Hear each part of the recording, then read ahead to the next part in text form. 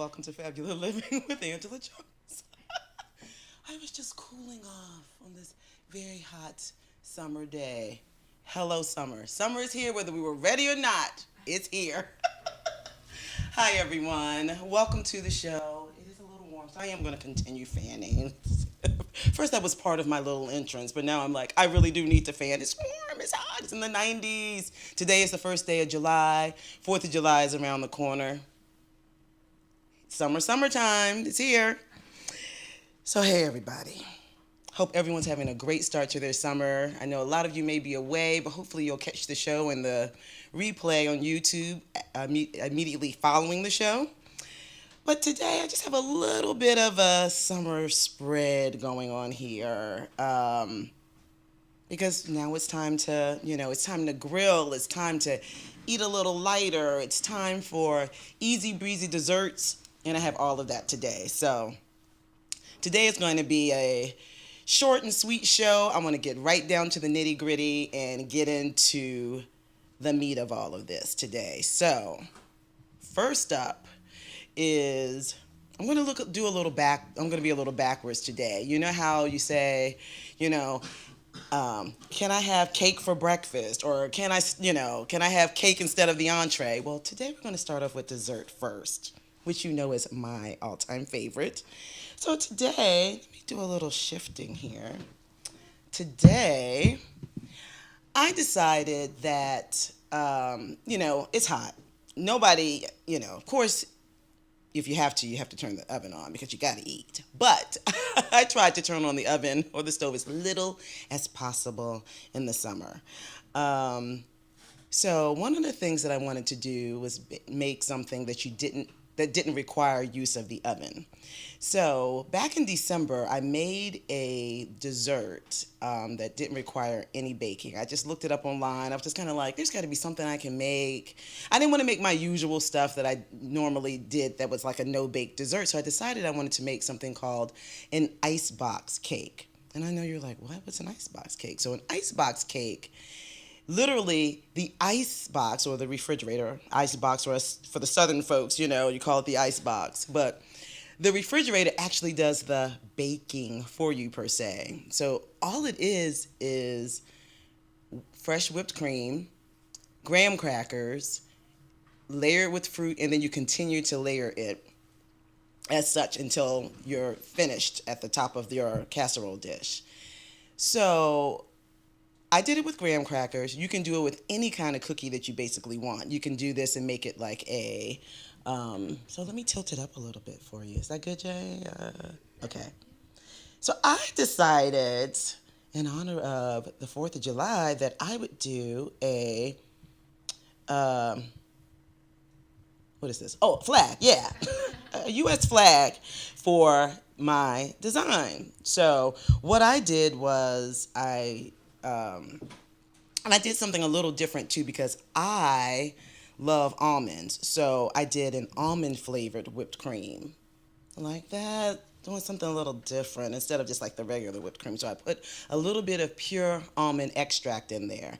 And then I brought some almonds, sliced almonds to kind of put on top to kind of give it a little crunch. So you have a little bit of texture there with it too. But what I love about this is you can really make it anything you want. If you wanted to make it all strawberry, I use strawberries, blueberries, and raspberries. But if you wanted to make it all strawberry, if you wanted to make it all blueberry, if you wanted to make it all raspberry, if you wanted to add bananas, or if you wanted to do something with peaches, I thought maybe the next time I make it, I was thinking about, ooh, this just came to me. Making one that's, instead of using the graham crackers, use ginger snaps and then still do the almond whipped cream. But instead of these fruits, put peaches, fresh peaches in there. The contrast between the snap of the ginger, that taste, and then the tartness and the sweetness of the peaches, and then the almonds and peaches pair really well. Yeah, look for that on my Instagram or even on the blog because I think I'm going to try that out. That sounds really good. But you can even make this like banana cream pie if you wanted to. You can add like a layer of banana pudding, in between the layers and kind of alternate it with the whipped cream and then put your fruit in between. So there's so much you can do with this, but I love it. So enough talking. Let's get right to it. So I'm going to dive in. But you know what I realized? Sorry, people. I'm going to turn this around for 1 second. Indulge me just for 1 second, because I realized I'm not really good at remembering. Take pictures and get stuff for Instagram. Then afterwards, I'm like, oh man, I didn't get a picture of that. So indulge me. I'm going to take a picture. It's not going to take long. So that I have it, because it's so pretty. Yay. Very cool. So what I'm going to do is I'm going to cut right into it, and I want you so that you can see what's going on the inside of it. So you can see all of those lovely layers with all the fruit and everything. And you only need to do this overnight. And what happens is the graham crackers soften because they've been in the. That wasn't a really good. I'm gonna slice another one because I want you to really be able to see the layers. Bear with me. Yeah, that's gonna be better. I can tell. Yeah, you know, the graham crackers actually soften in the refrigerator and they become like the texture of cake, which is perfect.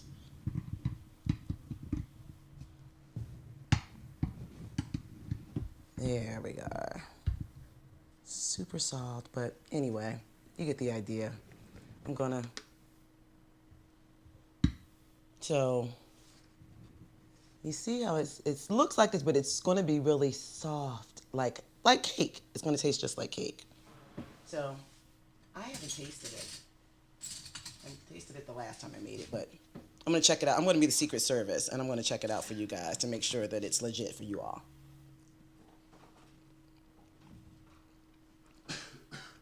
Oh yeah, that's good. Seriously, if I must say, it's really good. So I'm gonna get rid of this so that the staff here can enjoy it. Bree, sorry, would you mind grabbing this? Thank you, Bree. And I'm gonna give you some plates and some forks and spoons so you all can enjoy it. Thank you, Bree. But I wanted to kind of. Yes. I want it to be all ready today for you all. Okay, so I wanted to kind of get that out of the way first because, you know, I wanted people to be able to go ahead and enjoy it because it's, you know, whipped cream and all that good stuff so that it won't go bad. And other folks in the studio can enjoy it as well. So first though, summer means it's grilling time. So what I wanted to do today is, of course, I couldn't bring all that stuff in, but I kind of want to kind of go over some really quick tips, some really cool grilling tips. So had a couple of technical difficulties, so I did not have time to do a PowerPoint. But what I will do is I'll post everything on the blog by no later than Tuesday so that you'll have them in time for the 4th of July.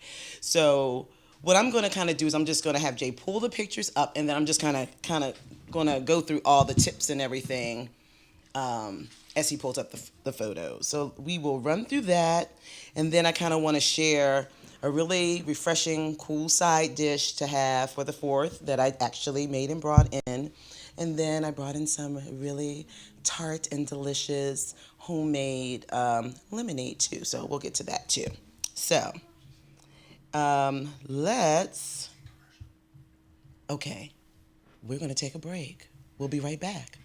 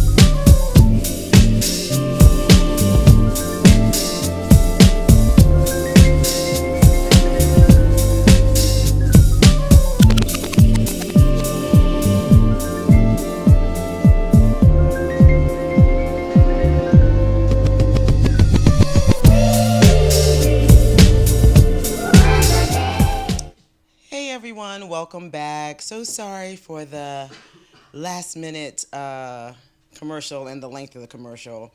We were having some problems uploading all of my photos and everything that I had for today's, for the segment on my grilling tips.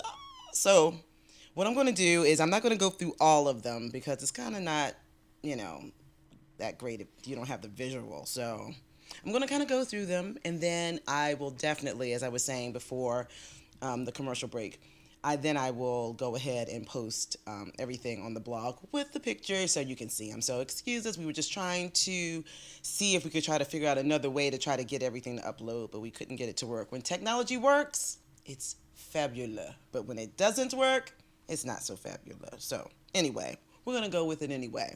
So just a couple of quick tips that I wanted to share to kind of help you prepare for the 4th of July. 4th of July was always like, I would have to say Memorial Day and 4th of July, we always did a barbecue, and we had friends over, or we go to a park and invite folks to gather with us, and we'd have a really big to-do.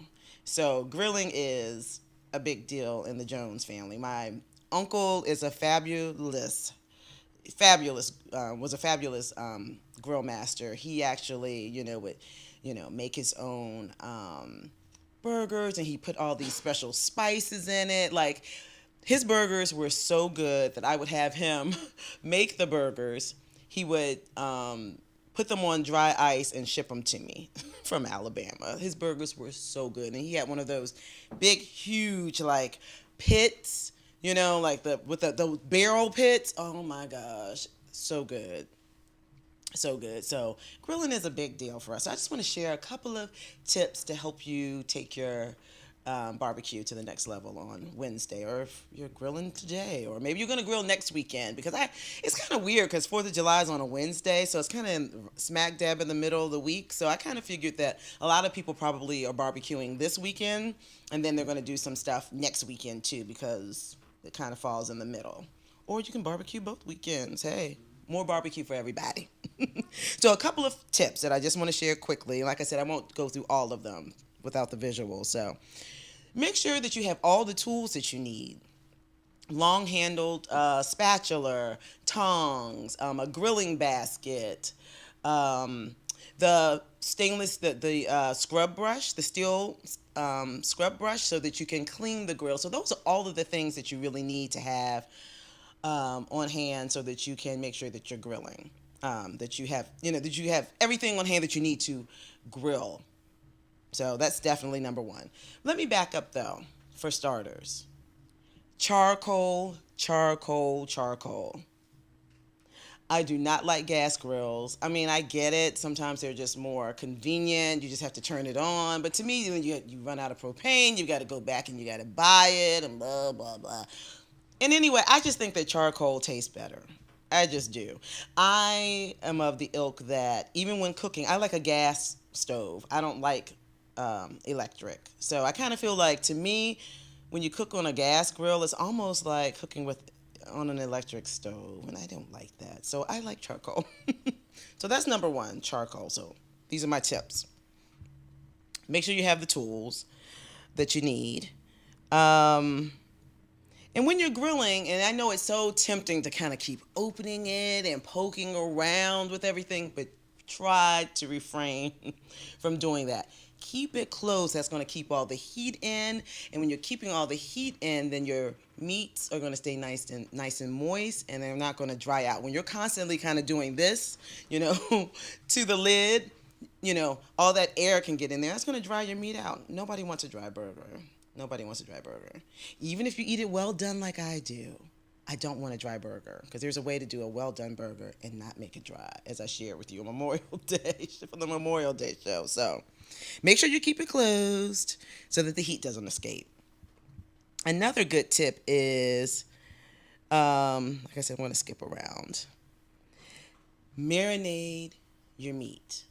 You definitely want to make sure you're marinating everything for a couple of, at least minimum 30 minutes. But if you can marinate it a little bit longer without the meat breaking down, you definitely want to marinate so that you get all those flavors in there. If you're doing pork, you want to be able to, use your pineapples or your brown sugar and your olive oil, all those things, so you can make a good marinade. Whatever you're going to put in a dry rub, you can add that to liquids and then rub that on the meat too. So you definitely want to make sure that you add as much flavor as you can to your meat, whether you're doing steaks or any kind of pork chops or anything, or salmon. You definitely want to make sure you do a marinade, like I said, for at least 30 minutes. That would be ideal. At least 30 minutes, so you can really get that flavor in there. And the next thing I want to say is add some smoke. And when I say add smoke, you want to add different chips to the charcoal so you can get different flavors. If you're using hickory, that's going to give you more of that, more of that bacon, that smoky taste. If you're using like applewood, that's going to give you more of the sweetness. And if you're using mesquite chips, that's going to give you more of a tang. So it depends on what kind of flavor you want, but you definitely want to add some other chips to your charcoal as well, so that you kind of get it takes up your whatever you're grilling another notch if you kind of add another, if you add some chips or some wood chips or something to it too. And one other tip that I want to give is, you want to make sure you grease the grate. Make sure that you're carefully greasing the grate of your grill, because otherwise your meat's going to stick, and that's going to be, you're going to have a hard time turning things, you're going to lose things, and pieces of meat and things like that can fall into the grill. So you don't want that. You want all this good stuff on your plate. So you want to make sure that that you grease the grates, and you can grease it with olive oil or vegetable oil, whatever you choose, but definitely make sure that you're greasing it so that nothing sticks to your grill. And one last thing I'll share really quickly is, if you're going to make kebabs, which are great, if you're going to make like chicken kebabs, or if you're going to do vegetable kebabs, make sure, so that they don't burn, the skewers, the wooden skewers, make sure that you soak them in warm water for about a half an hour. Then that way they won't burn when they hit the grill. So definitely make sure you do that. So those are the quick little tips I wanted to share with you. And like I said, I'll post everything online, since we couldn't get all the pictures up and everything too. And you don't want to keep hearing me ramble on without the photos and stuff. It's not as much fun. So as far as side dishes for the barbecue. Now, to me, I feel like side dishes get a bad rep. To me, the entree is not going to be as good if you don't have a great side to pair it with. So a couple of the things that I like to do are definitely baked beans. And one of the things that I want to share, I had a recipe I wanted to share with you, but again, I will make sure that that's on the blog as well, is a barbecue bourbon baked beans. And you basically, you can do a canned baked beans if you like, but I, would, prefer to soak some, fresh, like northern, or northern beans overnight, and then just place everything, the barbecue sauce, the ketchup, the diced onion, the bourbon, brown sugar, what else do I add in there? Some garlic, and you just add all of that to the beans and let them cook for 4 hours. I know you're like, Ange, 4 hours? Yes, 4 hours, so that they, all those flavors meld together, and really delicious. Meat is optional. You don't have to add. It does take it up another level if you are a meat eater, but you can totally do this without adding any meat to it. And I also forgot maple syrup. Pure maple syrup, people. Add that to the beans too. So all of that, between the bourbon and the brown sugar and the ketchup and the barbecue sauce and all of that all together, amazing. You can also put them in the crock pot too. Because if you put them in the crock pot, then you can just kind of not think about it anymore and just kind of go about, your day or whatever. So it's good if you want to have those, put them on that morning of your barbecue, and then a few hours before your barbecue, and then you're set. you know, with those. So definitely have to have baked beans.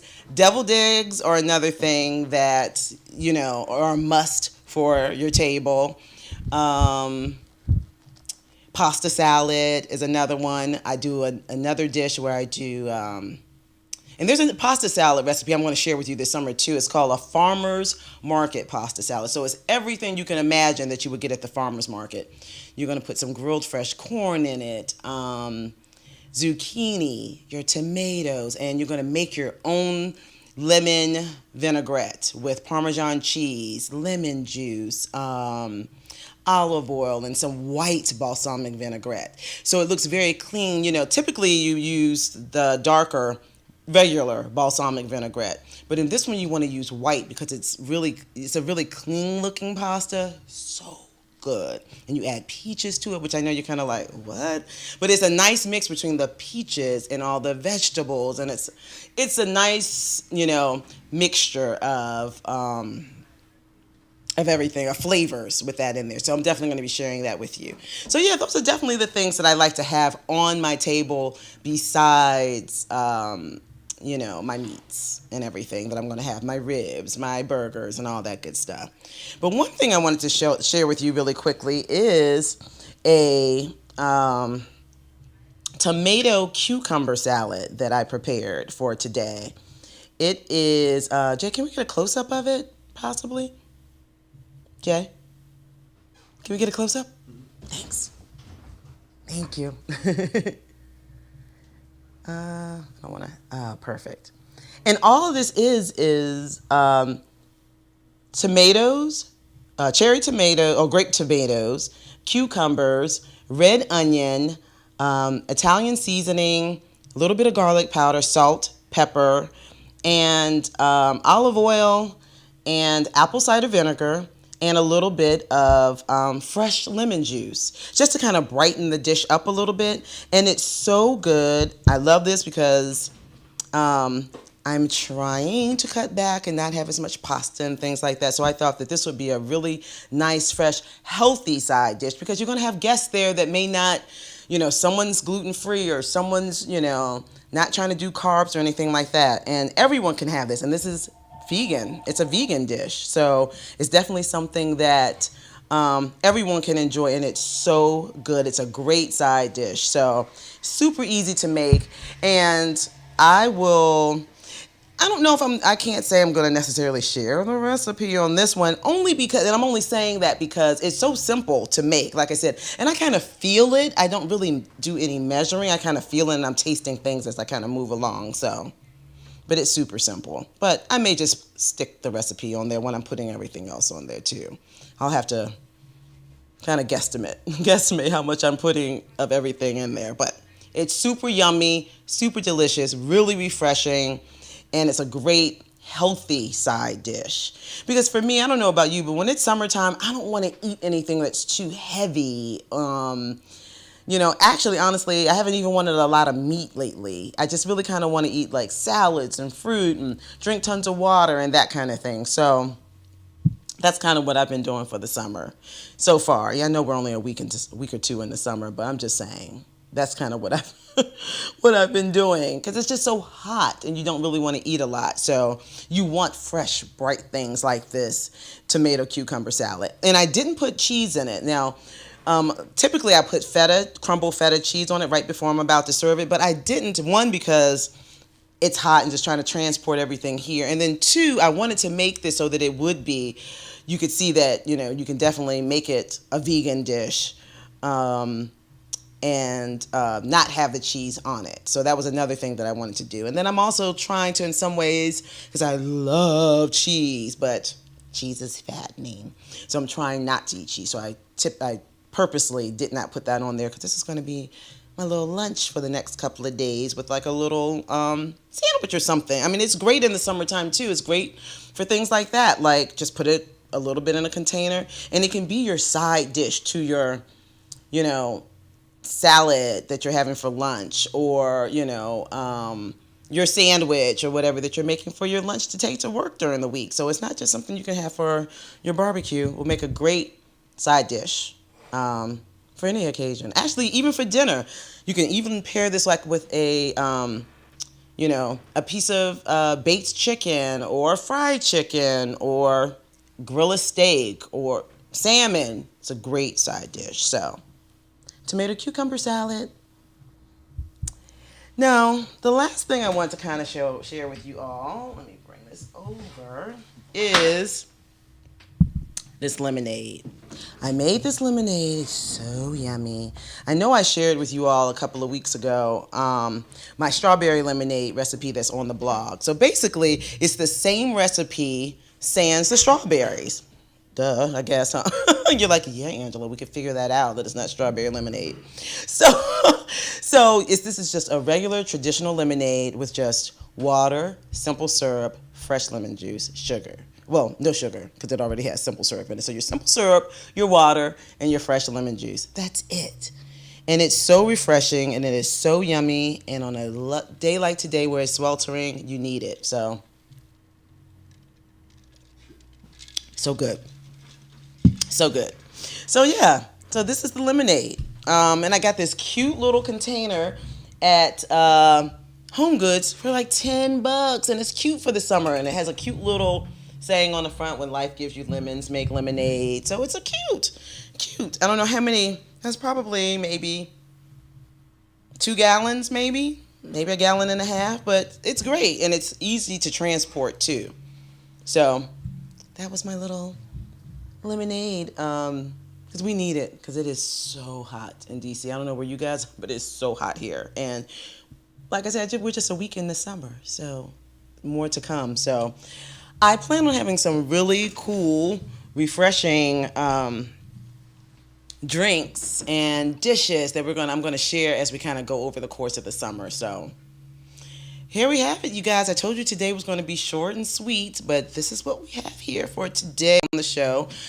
I'm going to post everything online so that it'll be there by Tuesday, as I said, at the latest. I'm going to definitely make sure that all those grilling tips, that I didn't get a chance to share with you, at least I didn't get a chance to share the photos with you, will get posted. So there we have it, everybody. I hope you guys are having a wonderful day. I hope you have a fantastic 4th of July. And I will see you next week.